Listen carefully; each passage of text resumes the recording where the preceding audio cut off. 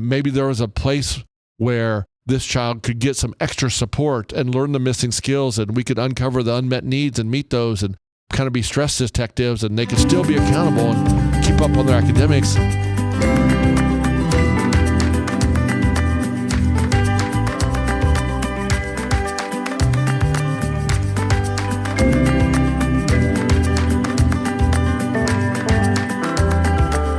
Hi, everybody.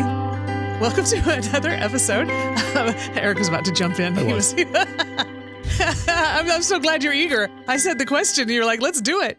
Welcome to another episode of Quick Bites. This is part of the ESSDACK Resilience Team. I am Ginger Lumen. This is Eric Nagal, and we're here to share with you just another quick little bite of a strategy, a thought, or an idea that might make a big difference to your life, to your kids' lives, to the life of your school. Appreciate you guys listening. And if you haven't yet, please do follow, like. This really does help us show up in other people's algorithms.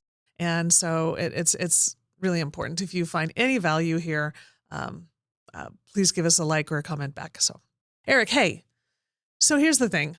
Increasing numbers, even before COVID, but increasing numbers of calls we receive about a kindergarten kid who is just tearing up the classroom or the school. And it's not just kindergarten.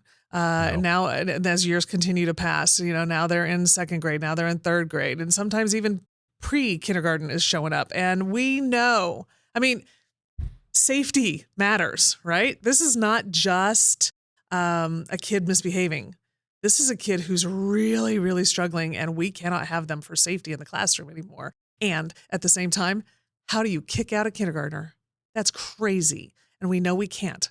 So what do we do? Well, I have in all my years of education, 32, I have long noticed, said that every educator, every para, every aide, every counselor, social worker, everybody's working hard in schools. And we're helping kids grow, and we're loving on kids, and we're doing all the things. And there are some challenges in the world, and it really does hurt my heart that there are kids out there who are experiencing hard things. Oh, yeah. A whole other quick bite. They have ACEs, they have trauma, and their brains are literally wired differently due to that trauma. Read the brain science, read the neuroscience. And a lot of times we have those kids, those kindergartners, those first graders, those second graders, and the teachers working hard. The teachers building relationships, they're doing things, but some of these kids need a lot of support. And they're not classroom ready, and they're not always being safe. And those are two big things to me. And I've always said, we need a space to help these kids. Unfortunately, I've seen a lot of these situations turn to suspensions, 1 day, 3 days, 5 days, 10 days. I've seen them escalate to expulsions. And again, I'm sure a lot of people have heard it, but the research backs it up. Sending kids away is not helping them gain the skills they're missing to meet the behavioral expectations that got them out of school or in school suspension or out of school suspension or expelled or in trouble or whatever. Yeah, they've got to be in a space where they can be taught. Yeah. And they have unmet needs, and pushing them away and please know, I'm not giving any judgment to schools. There's systems need to be built. If we don't have them, you go back to what we've already done, and you're just trying to keep all the kids safe. And I get it all.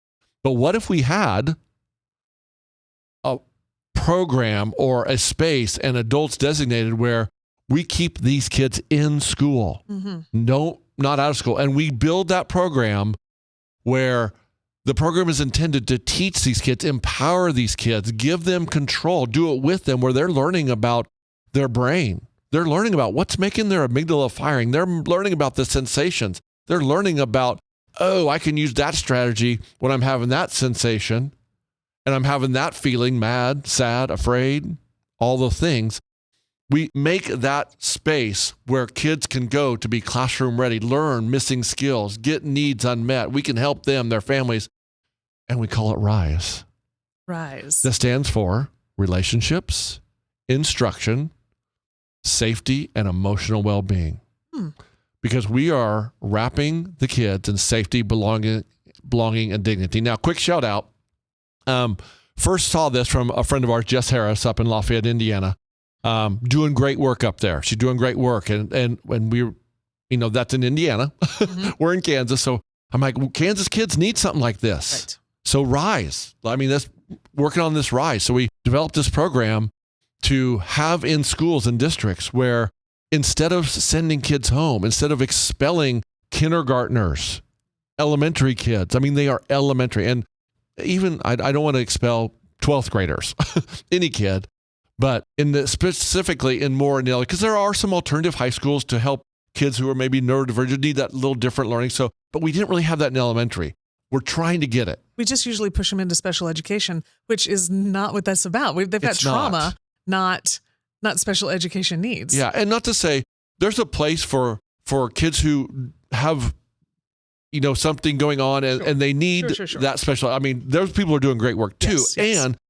But it's not for all kids. Some kids do have missing skills. And if we have somewhere to do that, like Rise, so we're trying to keep kids from being suspended, from being expelled, and give them a space where they can feel they still belong. They can learn that they belong to the community, that they are still loved. They can learn about their brain. They can learn more about their emotions, what they can do to make better and safe choices, and be part of that community still. And we wrapping them in accountability. It's built on restorative practices. When the kids are in Rise, it's a leveled system. So we are helping them with them. And the beautiful part of it is it's all with the kid and with the family. Lots of communication, lots of connection, lots of relationship. So the family's involved. The family is involved. They get daily communication on how the student is doing.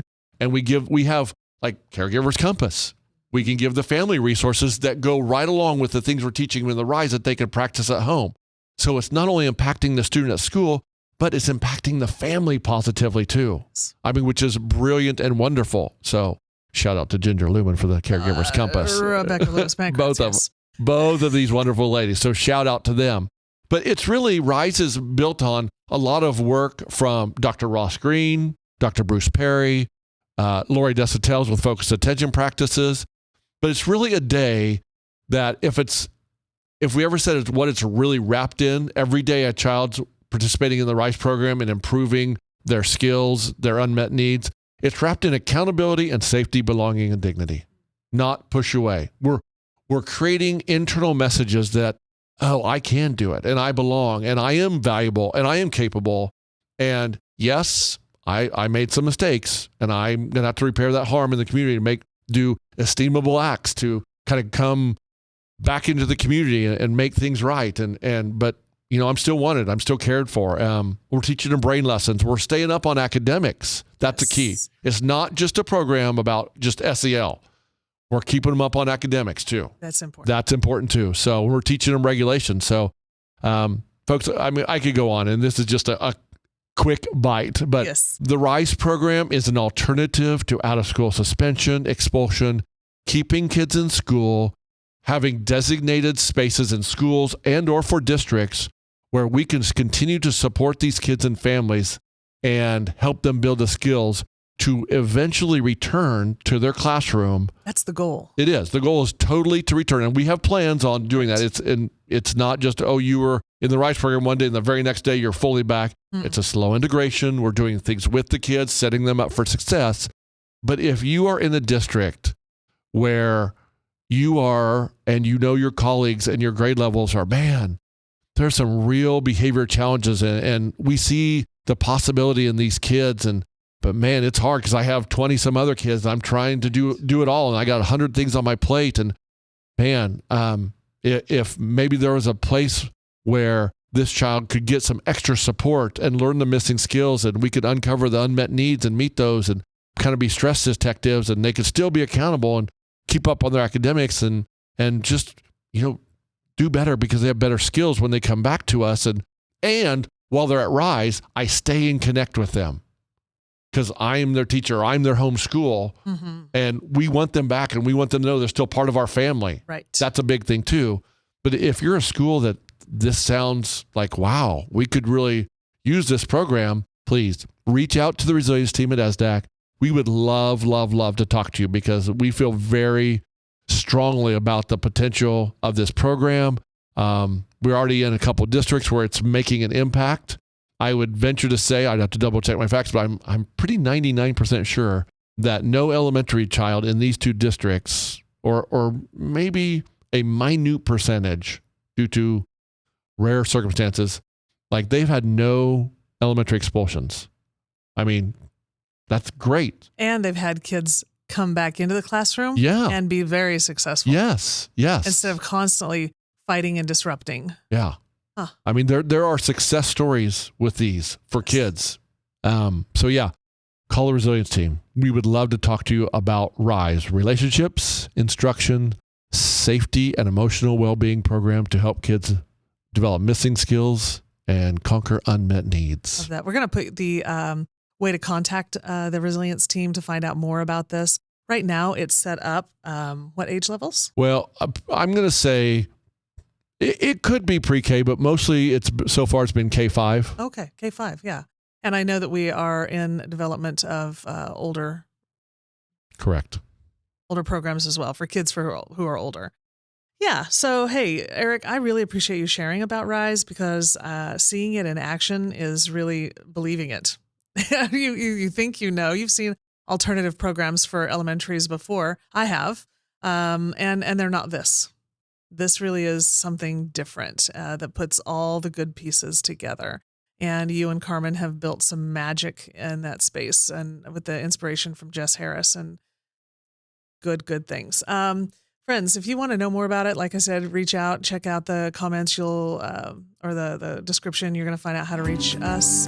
And otherwise, thanks for listening in. Thanks.